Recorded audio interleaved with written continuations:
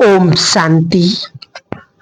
आने वाले समय में, अब जो समय आने वाला है, उस समय में सभी ब्राह्मण आत्माओं को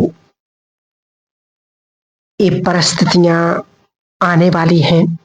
बाबा ने कहा एक दृश्य ये भी होगा कि स्वयं परमात्मा प्यारे शिव बाबा बैठे हुए हैं और सभी ब्राह्मण आत्माएं पश्चाताप कर रही हैं और बाबा से कह रही हैं कि बाबा आप आए, आपको हमने जाना पहचाना, मुरली सुनी, मधुबन गए, बाबा का भोग भी खाया, परंतु फिर भी हमने वो पुरुषार्थ नहीं कर पाया।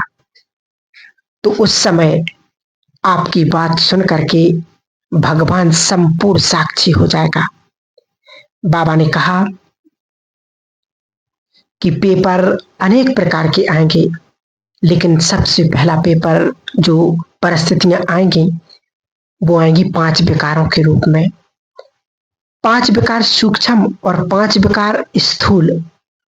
क्रोध तो जैसे चला गया, लेकिन चिड़चिड़ापन रहा हुआ है। काम तो समाप्त हो गया, परंतु कामना रही हुई है, इच्छा रही हुई है, प्रभावित होना रहा हुआ है। कोई व्यक्ति अच्छा लगता है, लगाव झुकाव है, उसकी हैबिट, उसकी कोई अच्छी सोच अच्छी लगती है, उसका कोई गुण, उसकी कोई विशेषता अच्छी लगती है। बाबा ने 20 दिसंबर 1969 की मुरली में, अव्यक्त मुरली में, 79 की अव्यक्त वाणी में बाबा ने कहा था कि बच्चे, इन विकारों को अब तुम्हें बदलना है, उन्हें रूपांतरित करना है। नहीं तो जैसे कहते नहीं कि कोई व्यक्ति को यदि बंदी बना लो तो वो बदला लेता है छूटने पर। ऐसे बाबा ने कहा एक तरफ तो खून की नदियां बहेंगी और दूसरी तरफ बीके बच्चों के लिए आंसू बहाना पड़ेगा। बाबा ने कहा जितना पश्चाताप बाबा के बच्चों को होगा, शायद दुनिया में किसी और को हो, क्योंकि ये वो आत्मा है जिन्होंने भगवान को जाना पहचाना, श्रीमत पर पूरा जीवन लगा दिया। बाबा ने कहा कि ये वो आत्मा है जो पश्चाताप करेंगे, जिसने भगवान को पहचान लिया कि मेरा बाबा आ गया है इस सृष्टि पर, सत्य की स्थापना कर रहे हैं, और बाबा ने सब कुछ श्रीमत बता दी, फिर भी हम श्रीमत पर गफलत कर रहे, मनमत कर रहे। तो बाबा कहते उनको बहुत बहुत पश्चाताप करना पड़ेगा। आने वाले महाविनाश के समय में उन्हें बहुत रोना पड़ेगा, जो कहते हैं ना कि खून के आंसू रोना पड़ेगा। तो बाबा कहते ऐसी आत्माएं जिन्होंने पूरा जीवन लगा दिया, कहती है ना कि ब्राह्मण जीवन मौजों का जीवन है, लेकिन बाबा ने कहा कि ये मत भूलना कि ये साधना शिविर भी है। कहीं पिकनिक करते करते, कहीं घूमते घूमते, ऐसो आराम करते करते कहीं तपस्या न खो जाए। बाबा ने कहा अपनी इंद्रियों को बस में रखना। इस पर एक कहानी है ना कि आंख ने फल को देखा तो आंख तो जा नहीं सकती, इसलिए पैर गए। अब पैर तोड़ नहीं सकते, इसलिए हाथों ने तोड़ा, और अब हाथ खा नहीं सकते, इसलिए मुख ने खाया, और मुख रख नहीं सकता, इसलिए पेट ने रखा। इतने में आ गया उस बगीचे का मालिक, और जब बगीचे का माली आया तो डंडे किसको लगी? पीठ को, जिसकी कोई गलती नहीं थी, परंतु आंसू कहां से निकले? आंख से। अर्थात जिसने देखा वापस वहीं पर आ गया। इसलिए बाबा कहते अपनी इंद्रियों को बस में रखना है कि देखते हुए भी हमें उसकी इच्छा ना हो, सुनते हुए भी हमारी उसके प्रति आकर्षण ना हो। तो बाबा कहते ऐसी हमें अपनी स्थिति को श्रेष्ठ सुंदर बनाना है। फिर बाबा ने कहा प्रकृति के पांचों तत्व अपना महाप्रकोप दिखाएंगे। सोचो एक तत्व जब अपना प्रकोप दिखाता तो दुनिया की कैसी हालत हो जाती है, और जब पांचों तत्व एक साथ आक्रमण करेंगे तो हमारी स्थिति कैसी होगी। ये बाबा के मूल्य में उच्चारे महावाक्य की बाबा ने कहा कि बच्चे इस समय अनुसार अब हमें प्रकृति को भी सकाश देना है, दुआएं देना है, क्योंकि जब एक तत्व आंधी चाहे बाढ़ हो, कोई भी तत्व हो, जब एक तत्व अपना थोड़ा सा भूचाल दिखा देता है, थोड़ा सा अपना रूप दिखा देता है तो संसार की हालत पूरी हो जाती है। सोच जब एक साथ पांचों तत्व अपना महाप्रकोप दिखाएंगे तो फिर दुनिया की हालत क्या हो जाएगी, तो उस समय क्या होगा। अगर बाबा ने कहा कि प्रकृति को जीतना है तो हमें प्रकृति के लिए भी कुछ करना पड़ेगा।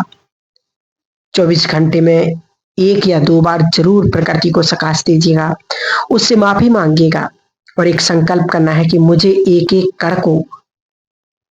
एक कण को पावन बनाना है। हमारी बाबा ने कहा नहीं कि 5 तरफ की पवित्रता, मनसा, वाचा, संबंध, संपर्क और खान पान, जब हमारी ये पवित्रता संपूर्ण परिपक्व हो जाएंगे तब हम प्रकृति जीत बन सकेंगे। इसलिए बाबा कहते कि बच्चे अब आपको इन प्रकृति के पांचों तत्वों को जीतना है। और फिर बाबा ने कहा आगे कि शरीर के द्वारा भी अनेक प्रकार की परिस्थितियां आएंगी, कई प्रकार की बीमारियां, क्योंकि प्रकृति प्राकृतिक तमो प्रधान है तो बीमारियां तो आएंगी, क्योंकि वो कार्मिक अकाउंट है, वह तो सबको ही आना है।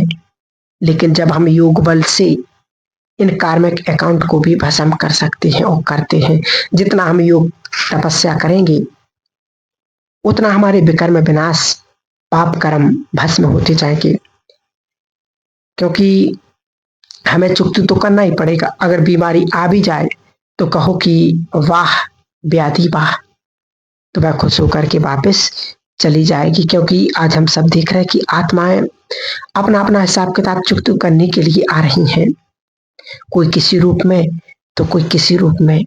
इसलिए इनसे घबराना नहीं है। आज की मूली में बाबा ने क्या कहा, हर आत्मा का अपना अपना पाठ है,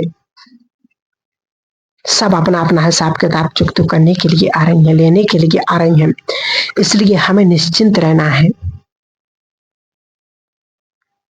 और बाबा ने कहा कि साधनों का अभाव भी होगा, क्योंकि अब हमारे पास जो कुछ है, चाहे कोई भी चीज हो, साधन, मोबाइल तो बाबा ने कहा होगा, लेकिन उसमें बैलेंस नहीं होगा, नेटवर्क नहीं होगा, क्योंकि इस समय अब बहुत तीव्र गति से आगे बढ़ रहा है। इंटरनेट सब कुछ बहुत जल्दी अब खत्म होने वाला है। इसलिए तो बाबा ने कहा कि ये साधन हमारी साधना का आधार ना बन जाए। आज है कल नहीं रहेंगे, परंतु हमारी साधना किसी भी साधन पर, वस्तु पर डिपेंड पर ना हो। अगर कूलर हो, पंखा हो, एसी हो, तभी हम योग कर सकते या नींद कर सकते, या जब हमारा गीत चले तभी हमारा योग लगे, ऐसा नहीं। बाबा ने कहा हमारी साधना बहुत ही सिंपल और साधारण हो, सहज हो, क्योंकि जिस वक्त हम, जिस समय हम बाबा को याद करना चाहें हमारा योग लग जाए। और बाबा ने कहा कि अनेक लौकिक आत्माओं से भी परिस्थितियां आएंगी, उनकी परिस्थितियां, उनकी आर्थिक तंगी, उनकी कई सारी चीजें आती हैं, तो बाबा ने कहा वो हमें हलचल में ना आए, क्योंकि यही हमारा पेपर बन जाएगा। बाबा ने कहा सेवा तो बहुत की लेकिन मोह नहीं टूटा। आज बाबा ने कहा कि कुछ भी थोड़ा सा यदि परिवार में हो जाए तो उथल पुथल हो जाती है, सारा योग तपस्या ज्ञान सब भूल जाते। इसलिए बाबा ने कहा कि हमें अब इतनी तपस्या करना है कि ये मोह की रंगें अपने आप टूटते जाएं, तभी हम आत्माओं से और प्रकृति से और संसार से मोह को खत्म कर सकेंगे। तो बाबा ने कहा कि ये भी एक लौकिक आत्माओं से भी परिस्थितियां आएंगी, और अलौकिक आत्माओं से भी परिस्थितियां आएंगी, इस ब्राह्मण परिवार से भी आएंगी, क्योंकि सबसे ज्यादा हमारे हिसाब किताब या हमारा रहना इन्हीं आत्माओं के साथ होगा। इसलिए चुकतू भी हमें इन्हीं के साथ करना है, और उनका चुकतू होने के साथ हम ऊपर नहीं जा सकते। इसलिए आह्वान करो कि हमें परेशानी होना, दुखी नहीं होना कि हमारे साथ ऐसा क्यों हो रहा है, क्योंकि ये हमारे ही हिसाब किताब है। इनका तो हमें आह्वान करना चाहिए कि आओ जल्दी जल्दी, और जल्दी जल्दी समाप्त हो जाए। तो बाबा कहते कि अलौकिक आत्माओं से भी अनेक परिस्थितियां आएंगी, और बाबा ने कहा कि भटकती हुई आत्माएं अपना महाप्रकोप दिखाएंगी, और भटकती आत्मा उनमें प्रवेश करेंगी जो मन से कमजोर है। भटकती आत्मा उनमें प्रवेश करेंगी जिनका रस शरीर में है। बाबा ने कहा कि भटकती आत्मा उन्हें प्रवेश करेंगी, उन्हें परेशान करेंगी जिनका मन बहुत कमजोर है, जिन्होंने अपने मन को स्ट्रांग नहीं बनाया, और जिनका रस शरीर में है। अपने शरीर को देखना, अपने शरीर को संभालना, उसी में पूरा दिन चला जाता है। तो बाबा कहते ये भटकती आत्मा उनमें प्रवेश करेगी। और फिर बाबा ने कहा कि आने वाले समय में बुरी दृष्टि वाली, कुदृष्टि वाली, विकारी दृष्टि वाली आत्माएं हम पर कुदृष्टि डालेंगे। इसलिए तो बाबा ने कहा अपनी पवित्रता को इतना बढ़ा लो, इतना बढ़ा लो कि आने वाले समय में अशुद्ध आत्माओं का प्रभाव हम पर ना पड़े। और अनेक प्रकार की समस्या तो आना ही है, और ये आ भी रही हैं, और अब हम सब देख रहे हैं कि वो समय बहुत नजदीक भी आ गया है। समय ने अपनी स्थिति को, परिस्थिति को बदल लिया है।